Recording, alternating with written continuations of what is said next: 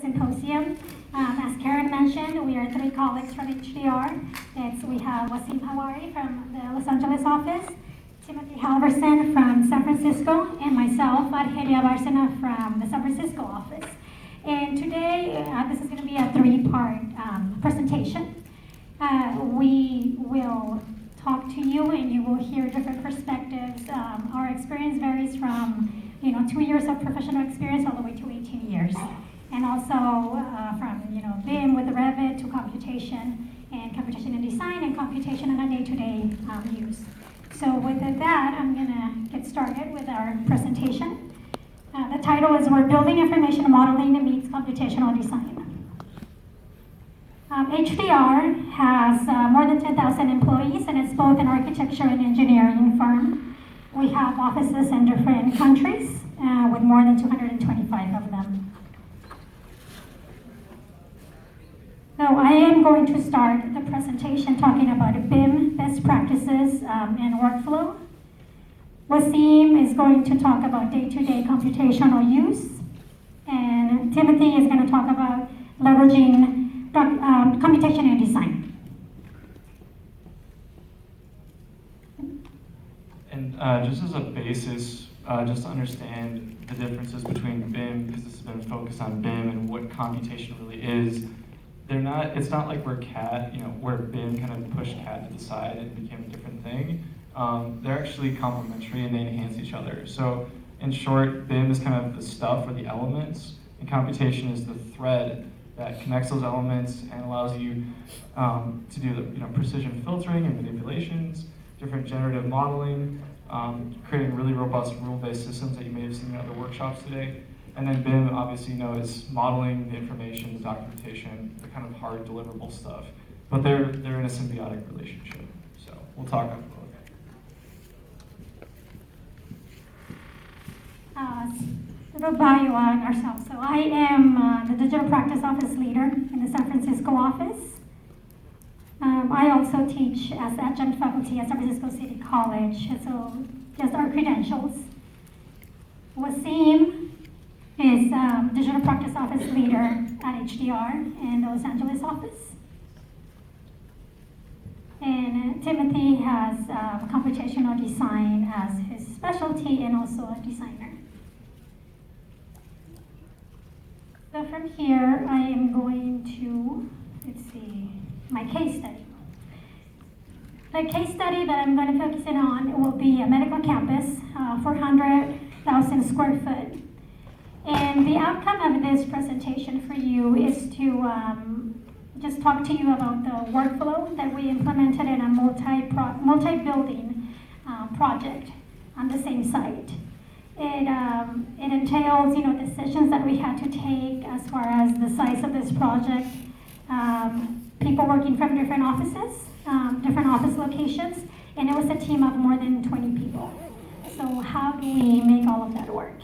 The project scope was a renovation of a 2-story building plus the addition of 2 new 4-story buildings, and they all connected to each other. So we had 4 Revit models just for the architecture part. We started with the core and shell, then the existing building, and new building 1, new building 2. In addition to all of this, we had the consultants and other disciplines also with Revit models. And with the exception of the civil engineer who used AutoCAD. This is a layout of the building. So we had the existing in the middle, and the green area was the renovation. 1 on the left is one of the new buildings, and then 2 on the other side. The letters here represent the typical sectors in which the building had to be divided. So as you can see, we had a lot of them, and in order to fit them on a single sheet of 30 by 42, we had to separate them like this. In addition to these typical floors, in the basement, there were also 2 more sectors that we needed to add. So some key decisions that were made as far as documentation, right? The first thing that you have to take into account is, are we going to separate the models, or are we going to put all the models in one file? So we went with separating the models. After that, you have the decision of how are you going to issue the sheets. Are they going to be approach 1, in which each model will host its own sheets, or approach 2, in which the host model will have all the sheets for all the buildings, right?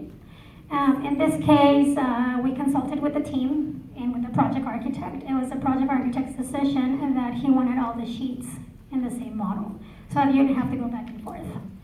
The benefit of this was that everything is in one location. The benefit of the other approach was that you have everything in the same model, but I'm going to speak a little bit more about that in detail. The other decision was, are we going to issue this as a whole set of drawings or a combined set of drawings? So these are decisions in the beginning that you have to take into account in order to manage your models. So the decision was to have a core and shell package and then a tenant improvement interior architecture. The graphic here represents the graphic here represents each of the models that we had. So building 1, 2, existing building, and core and shell.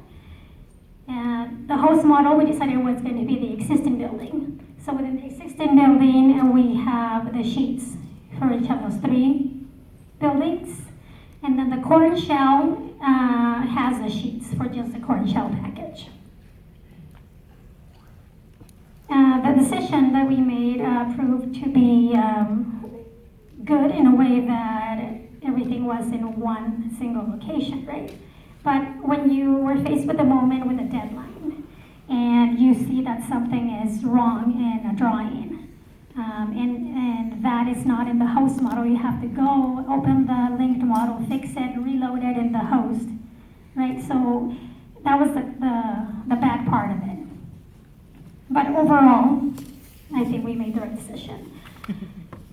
So from that, you go into work sets. In work sets, once you decided what models you have in your project, these are the things that made us decide how we're going to move forward with work sets. So Revit links, how many Revit links do you have? Right? Are you going to create one for each model, or are you going to have just a Revit links work set, or one for mechanical, one for electrical, etc. The next one was CAD links. So we only had one CAD link, which was the site plan, which was good. And then grids. We needed a work set for the grids because since each model was going to have grids, it was very important for us to separate those. After that, we have internal disciplines. So within HDR, we also have an equipment team. So they were doing the medical equipment, and they also had their own model.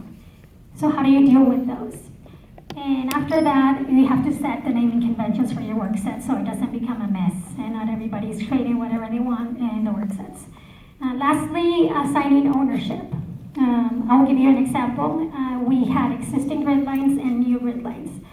It happened a lot that the existing grid lines were being moved around by accident.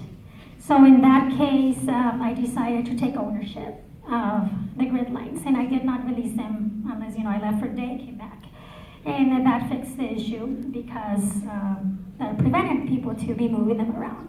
And they're set, if they're existing, they shouldn't be moved around. And these are just examples of the work sets that we had. So there's good and bad in each of these, okay? We started with our plan of work sets, but then more and more got added. So I'll start with the first one, in which we see equipment ceiling, and equipment minor. So equipment ceiling, we didn't see the need for separating ceiling from equipment in itself. So this is an example of, you can minimize them into a single work set. You don't need the 3 of them. As far as the grids, we needed work sets for each of the grids because in this case, DNT was the core and shell, existing as existing. North and South Tower were the other 2 buildings. So we needed a way to control the grids individually. We had one for the CAD, one for electrical, one for mechanical, and then the rest of the Revit links were combined into Links Revit. In this first image, we see a model management work set, but then if you go to the second image, it says file management, right? So here somebody went in there and created a work set for the same purpose, but named it differently. So we have to be careful of these things and make sure you're setting naming conventions. This takes us to the copy monitoring of levels and grid lines. Again, because we have so many models, you have to decide on which model will be the master of the grid lines and the levels, because they're all sharing the same levels and the same grid lines for the core and shell. When somebody moves a grid line, right, there's a change. There has to be a movement only in one model, and then the other models follow it. So that's what copy monitoring does. It'll copy monitor them throughout, and so we use that. And also our consultants use that to copy monitor their grids to match ours. Then the next item on the list is the work sets colors to easily distinguish one from the other. So when you're trying to see what belongs in what work set, in such a big project, it can be difficult. Right, so let me just go to the next slide quickly to show you. This shows, the purple shows the architecture work set, and then the red shows the existing grid lines, and the green shows the new grid lines. So this way we could easily distinguish, okay, if items are on the wrong work set, or if somebody cannot find something on a drawing, you know, where is it? You turn on everything and you can see what's in the right location and what's not. Back to the other slide, distinguishing and controllability of existing grid lines versus new grid lines. So this is locking, what I was talking about, locking the work set so you control it. You create a separate work set for the existing grids and a separate one for your new ones. And then the grid bubble shape. So we created a different shape for the existing to make it easy for the team to distinguish. Again, the work set and the ownership. Next was the views. So now we're getting further into documentation and when you're creating the sheets. You have views, for example, a room, and you have elevations. Right? Are you going to create those views in the individual models and then link those into the host? Or are you creating those in the host model altogether, right? And if you create them in the individual models, are you going to annotate them in there? Or are you going to annotate them in the host model? So we learned a lesson here. We opted for annotating them in the individual models and then linking that view. The lesson that we learned was, if you are annotating or dimensioning, I should say, dimensioning something in a linked model, and for some reason an element moves or gets deleted, the dimension goes away, anything that's referencing that disappears. And you don't know what it is, because when you first open the model, it'll give you a warning that, you know, so many dimensions disappeared, but you don't know which ones. We learned the hard way. We were dimensioning to grid lines in the individual models, and because those grid lines were turned off in the host model, those dimensions were disappearing. So we did a hybrid in which dimensioning for the blue shows the linked model, and you see the blue dimensions. They're coming from the linked model, right? But anything that's dimensioned to a grid line was done in the host. That way, no grid lines were disappearing on us. The room tags were done in the linked models as well. Yes, so we had grid lines from the linked models, and we created reference planes that we could snap to and then log to the grid line so they would move with them. So what I'm trying to say here is you have 3 different options, right, of annotating. One is not necessarily better than the other one, but it's a matter of you picking what's better, picking your battle, right? Are you willing to lose this benefit over the other? It's also a pain to have to go back to the linked model to fix something when you're on a sheet on the host. So it's a matter of preference, but we learned the pros and cons of each of them. And we decided again to use linked views in the view templates. And by linked views, I mean the overrides for the Revit links had to be unchecked in the view templates because you want to be able to control those individually per view.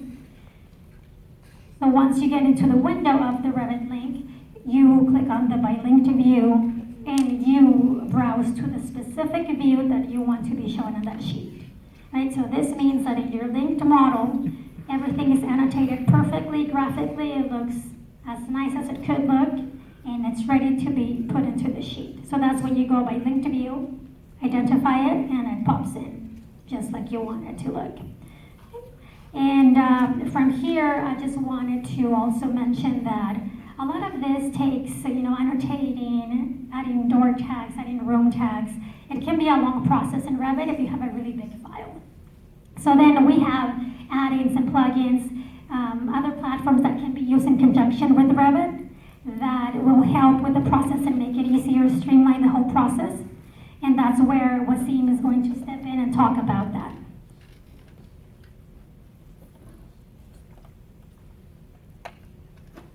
Hi everyone. So I am going to talk about the computation aspect of that you would use in documentation. So our whole presentation was literally split into 3 parts, which is basically a day of our life at HDR. The person who used BIM as just the basic platforms, not using any computation side of it, and a person who uses it a little bit of a computation to push and expedite some of the production work, and then a person use it in a design and flexing more of the skin and the shape of the building. So I had this belief since I was in my bachelor degree that there is no such a thing that a program can do everything, and just you have to get the right aspect from each program to link them together and move through platforms to get the final kind of result or achievement that you desire with the easiest way possible. So I'm going to have a couple of case words that I'm using different platforms to achieve a kind of an expedited less of my time, more of the machine time to create what it's supposed to do, right? The machine's supposed to do all of the heavy lifting and I'm supposed to just relax and think. So this example is basically a room renumbering. And room renumbering involves a lot of human errors. If you have a large-scale project, then you need to go to each room and number it, and then if the planning has changed, then you have to remove the room and then renumber the whole thing, and it's really painful process. And it could put you kind of asleep when you're doing it. So this baseline or the room renumbering process, just you need to have a couple of steps, right? You would determine what is your end product. What do you want it to number? Which way you want it to number? Do you have a pattern that you want to follow? Do you have a process? Do you have an algorithm that I want it to jump from 1 to 3 to then 6, or do you have some kind of algorithm to use it? So this is determining the end product. I want to renumber it from 100 to 132, jumping one number, skipping one number in each room. And this line, the red line, is basically the way that the Revit or Dynamo will pick up and renumber the whole plan. So understanding what is the room basically, and how Dynamo would pick up a room and how would it think of that room. So if you are familiar with Revit, when you drop a room by automatic room in Revit, then it will put a center line and a center dot in the center of the room. And that's where basically Dynamo will pick up and say, okay, so this is the center point of this room. I'm gonna run a line and have approximate who is the closest to this line from left to right, and then basically stream kind of a sorting list, and then take it from that to renumbering the whole plan through that line. So from there you can have this view that would show you that my curve now is really controlling where the number is gonna start using Dynamo, and I can literally take that curve which is a model curve, and move it and change the way that renumbering the whole thing, or rerun the script if we have removed a room or changed anything in the planning aside. So now I literally took 2 days of work and shrink it to a 30-second or a 40-second of opening Dynamo, running the script, renumbering the whole project in no time. So this is the Dynamo Revit script. Basically, Revit is picking up, Dynamo is picking up all the center point, and then taking the curve, and then approximate the closest point to that curve and sorting it by order, and then renumbering the groups. So this is kind of thinking that if we already have rooms, and we already have a project, we already have a plan that we need to renumber it. What if we don't have any rooms? We're just starting a project, we have a program, and we want to streamline all the massing. So again, it is a process that will take a heavy lifting. You need to do an X, Y, and Z, and then lay out all your rooms to give it to the planner, who then will play with it as a Lego and then put the building together.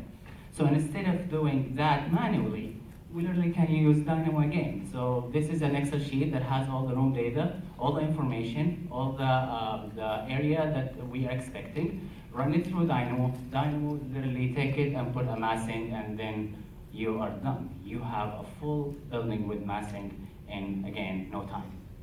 If you have a new project, you update the Excel sheet, you run the script, you have a new tools to give it to the planner. So this will be my second example. And here I used Rhino, Grasshopper, and then Revit and Enscape to render it. And in this process, I want to show a little bit of a different thing. I'm going a little bit onto the interior design. Sometimes we have those perforated metal or something that you want to design, but you don't have to really model. Like, you don't have to model everything to get it out. I mean, you can use the simplest way possible to achieve the output that you want as a look or as a design. So what is the plan here? So basically determining what is the pattern that I want to use in the middle panel. And here we had an agriculture project, and we took this image from Google Earth, and we said, you know what, we're gonna have a perforated metal that kind of reflecting the Google Earth map on a panels, okay? Then what do we do next? So taking the image, put it in Grasshopper, and then Grasshopper basically gonna take the image, rasterize it, and put a dot that is arranged between 1/4 of an inch to 3/4 of an inch, depending on how dark is that image. Basically, it will stream out a circles in Rhino. Then we would take it to Photoshop. I don't have to use the modeling. I just used Grasshopper literally to create a Photoshop image. Taking it from Photoshop to Revit, put it as a cutoff, and now I have a panel that is in 3D, that has perforated metal, and I didn't have to have all those heavy circles in 3D in Revit that one might crash the project, one might affect the workflow of the whole project, right?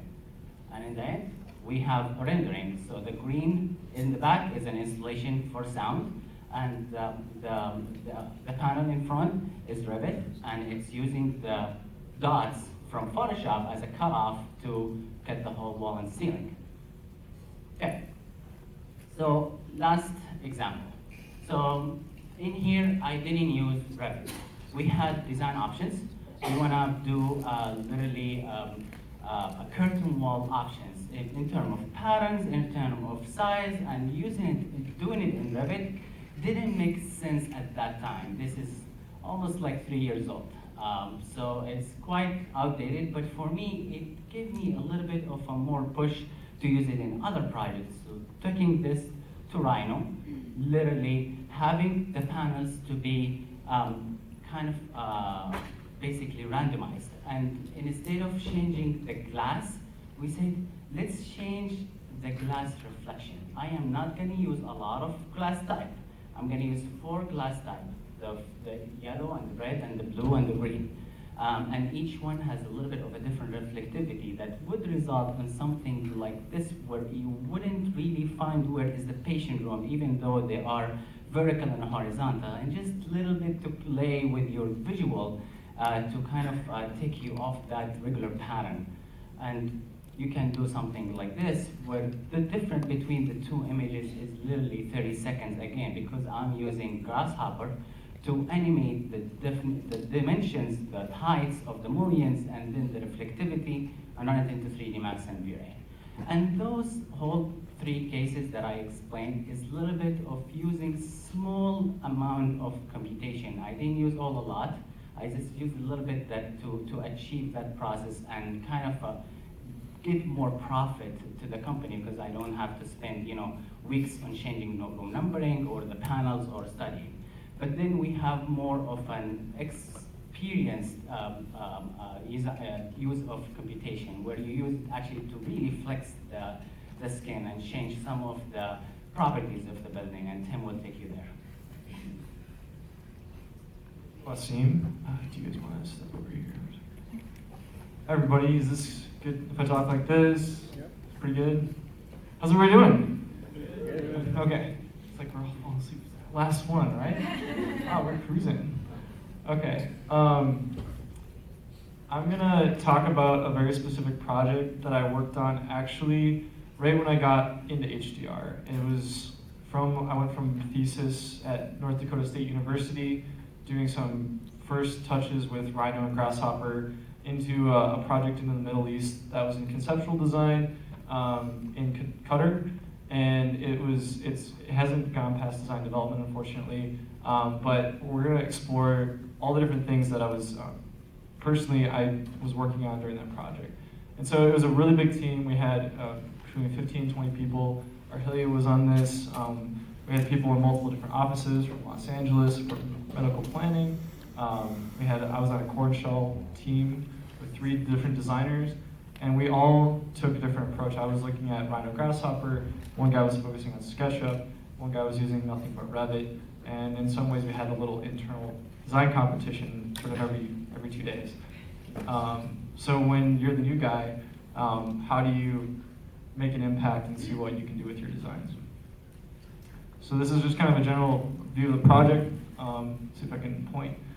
It was an expansion, so it's 3 towers. It's about 500,000 square feet, and an ambulatory on the bottom. And it's really, really big scale, much bigger than typical projects you see out here. And just looking at the master plan, the light pink on the right is the existing, very traditional. On the left is our expansion. And my effort kind of focused on the facade studies around this, which would be a very prominent view across the bay, and also the canopy entry, lots of iterations.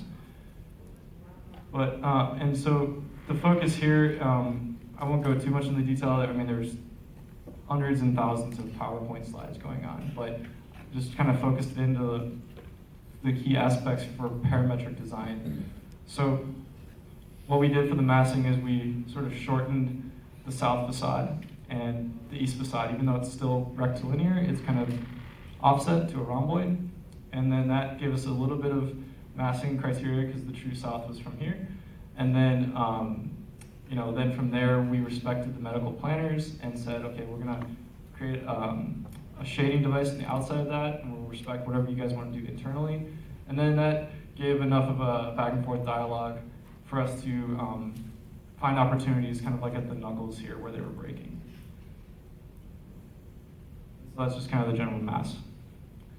And again, just lots of planning going on, patient towers, and you know, in healthcare, it's extremely function driven. Walking distances are huge, and so didn't want to, ruffle any feathers in that respect. So the approach that I ended up taking, there's a lot of different things we started to think about, but key tenets. I don't know if you can read all these words, but we've got flexibility in the upper left, constructability. Obviously, it has to be built. Design things like rhythm, tying into performance. It's extremely hot out there, 120 degrees, in the summer times or more. The cultural rich patterns of the Arabic people, how we deal with light and shade, and how we actually create a compelling design that respects the old, but also moves into the 21st century. So thinking in terms of the approach from specifics, right? That's like nice and fluffy and we like that, okay, great. But how do we actually execute? right? And I'm painting this, facade studies tend to be common, more or less, in terms of how we apply computation. At the back end, I'll discuss just some opportunities once we get our head around what's going on. So just made some key anchor constraints. We're gonna do prefabricated. We're gonna, again, clear designation of scope between healthcare planning and core and shell. We wanted to have minimal user input from the designer to make updates, so change management was a big thing. Because of the scale, I basically built a single curve that would outline any changes that might come from Revit, and then the entire facade system would update as a result. So it was basically two curves and 2 points that would deal with the knuckles and the profile. And then I could simply draw a new curve on the north side, rerun the script, and in 30 minutes we just updated our design. And then obviously the aesthetics was a big piece, so how does that fold into this functional priority? Okay, so here's kind of the approach. The inspiration came from the local sand dunes, but the word wadi is also, it's like the estuary that goes out to the Arabian Gulf. So I took that as an inspiration. I really love the curves, and it's kind of contradictory to healthcare, which is very linear and box-like. And so then the very first pass, and this is like in 3 weeks, I just took this image and I actually just drew this image, the black and white, in Photoshop, and just said, okay, I think this captures the essence of the design. And then utilizing Grasshopper, use that to map the black and white ingredients around the facade in a complex surface. It's not linear by any means. And then using that to actually drive how this is rotating. And so it created this really nice wave pattern that the client really started to fall in love with, and they decided to move forward with it. So this was like the first iteration, and from there we kept I kept refining the system. So some of the things that were key constraints, I worked directly with the project architect.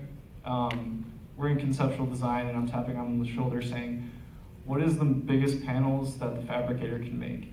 And he's like picking up the phone for fabrication, and it's like conceptual design. It's like completely throwing for a loop, because I'm like, I need to know how big I can go, what's realistic, what's cost effective, and building that in from the very beginning, so that any designs I do in algorithm, everything's a solution, and that's the big thing. So one of the constraints was setting the domain from completely closed at 0 degrees rotation up to 45 degrees. So anything that might be a full black might be 45 degrees. But then, and then letting that, you can see how it starts to rotate. And that's kind of the finished product for the first major pass. This was after about 2 months. Yeah, take that in for a second. It's fun when you send your stuff off to the rendering company and it looks really good. I rendered it too. No, I didn't. So it's really a kind of a static dynamic form, which they really kind of started to fall in love with. I have a video of how this goes, so just stick with me. So then this is like the major update number 2. So you can already see, if I just toggle back, how it was kind of an arbitrary sweep right here. And then we made these cuts. This is at the patient sightline, so it's optimized to be only open, so you're not getting glare, but you have sightlines out to the bay. And then, picking up the shading again. In this next one, we kept that same constraint at the sightline, but then what you're seeing is actually 2 grids. So the south facade and the east facade. And we kept that idea of the wadi, which is like the flowing, so it's a little bit less, one big swoop and it's kind of folded in. And each of these is the same prefabricated panels on both grids, but now I built the system to actually control each side independently. So here's a little bit closer look. You can see on the south side here, it's a smaller facade.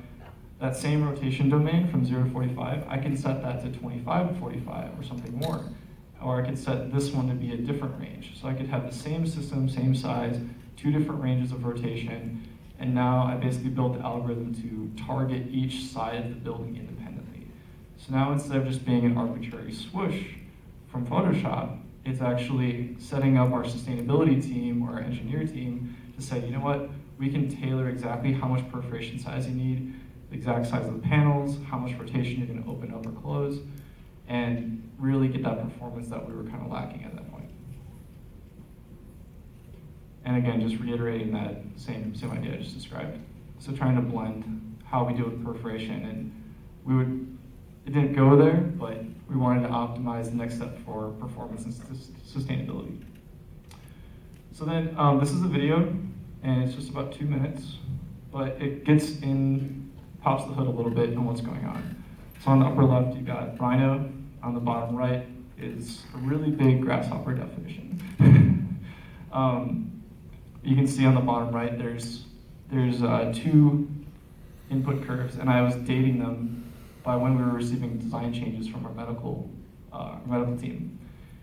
And basically, that's a straight extrusion, wasn't trying to beat around the bush, a continuous mesh, and then from there, there's a series of manipulations. So the big thing that happens is that we go from this complex facade to an unrolled flat facade, which looks very much like a rectangle. And it was intentionally designed that way. But now we can start to work between 3D and 2D and get some design opportunities when you're working in 2D. Because how do you draw when the curve is moving like this? So we unrolled it, we flattened it down, and then we started to break it up so that those cuts at the levels, where you have the sight lines, you start to slice at each floor plate. I can change that floor plate. Okay, we just increased the height to 13 feet or 15 feet or 12 feet. I just make a single change and it's updated instantly. The next part is actually, what I didn't show all the steps, but I marked off where those breaks were happening at the knuckles in the massing and set those transitions to transition exactly at the knuckles. So you can see we're starting to get that waveform transitioning from one level to the next level. And then now you can see I've remapped it from 2D up to 3D again. So it's going from flat, I map it, and I push it back up to the 3D facade. And that's going to continue to happen now. So anytime I make a change, that's getting pushed back. And now it's just rationalizing it down. So we've got the big surface, we're getting our subsurfaces, and now that I've made that division, I can control the south side versus the east side. And again, I would just simply do another curve on the north side and get both the north and the west side.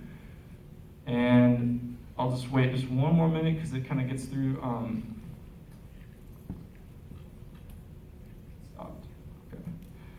And then the last little bit before, I'm not going to go all into the panels and all the rotations that's going on, but just getting to those subsurfaces and managing 2 sets of grids from a single input was a really big kind of breakthrough in some ways. So there's only like maybe 10 different parameters. So you can see the 2 different packages or groups of surfaces based on the east or the south facade. And then the only other step I go into is just how to sort of offset that, so you're actually getting a little slit and making it more constructible. And I'll just wait 2 seconds for that to finish.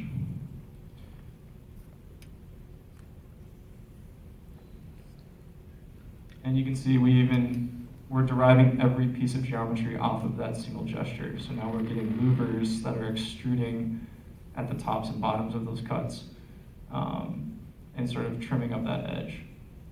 So, and then from there, I'm not going to go into it, but you would subdivide each of those into the prefabricated panels, and then you'd be done, basically. Again, this is just those two grids.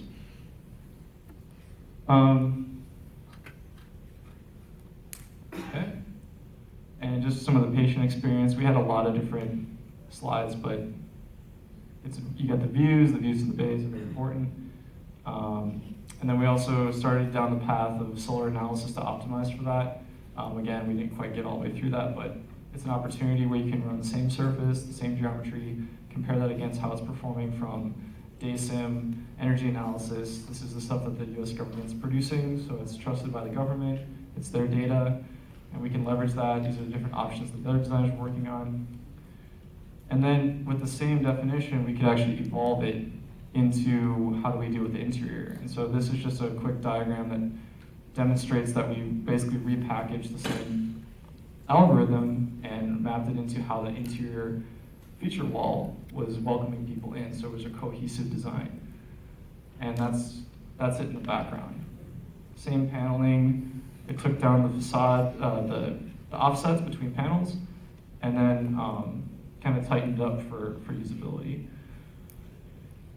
So yeah, that's it. We have time for questions, and so I want to open it up if you guys want to ask us anything that was unclear or you're curious about, or one more thing. I alluded to this at the beginning of my presentation. What I've seen as far as this computation, it's easier to get in with geometries to make these systems because you can see it. But the exciting part is that computational design reveals all the information, all the elements that are happening in your model like a database. So once you understand the logic and the flow, you can start to create surgical ways of accessing your information, accessing your models, and creating insights that can actually drive and reinform the design process. So it's not just making flashy stuff, even though that might sell, but it's actually driving business and value propositions and actually driving like legitimate, functional value for our clients beyond just simple, it's not simple, but you can apply it in geometry, but you can also apply it to information and how you access that and leverage it. So there's a lot of exciting stuff. I usually say facades are kind of the gateway into computation, but then from there it opens up a whole different world of working with your models. Questions?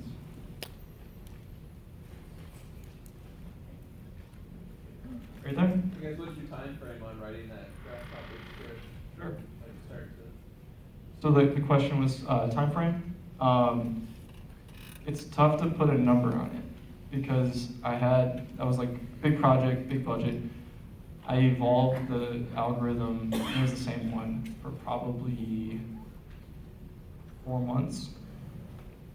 And then before I got to the one that you saw at the end there. And they liked the premise from the beginning, but I had also, when I got the skills, we did some other stand-ups just to see what if we do vertical louvers, what if we start to be more creative with how we slice up. So it was the same two-dimensional, you go from 3D to 2D. I wrote those scripts in 2 days. So once you have the capability, you get comfortable with how to manage your data, your geometry, you can turn this stuff around really quick and just get a quick conceptual idea. And then it's the rationalization, all the coordination that really, there's a lot of effort in that as well. Question here? How did you decide which iterations to render? So did everybody hear the question? Which iterations to render? That was a team effort. The ones that you saw were my track. We actually had 3 tracks that we brought forward. Again, big project, big budget, but yeah, they were empowering us as designers, and so, the renderings at the end were actually done in-house. So the only renderings we outsourced were the very first ones you saw, with the dark brown and the arbitrary sweep. And then from there, we would have done another pass on which single iteration they would have picked. Other questions? Okay. Well, thank you all for coming. This has been really exciting.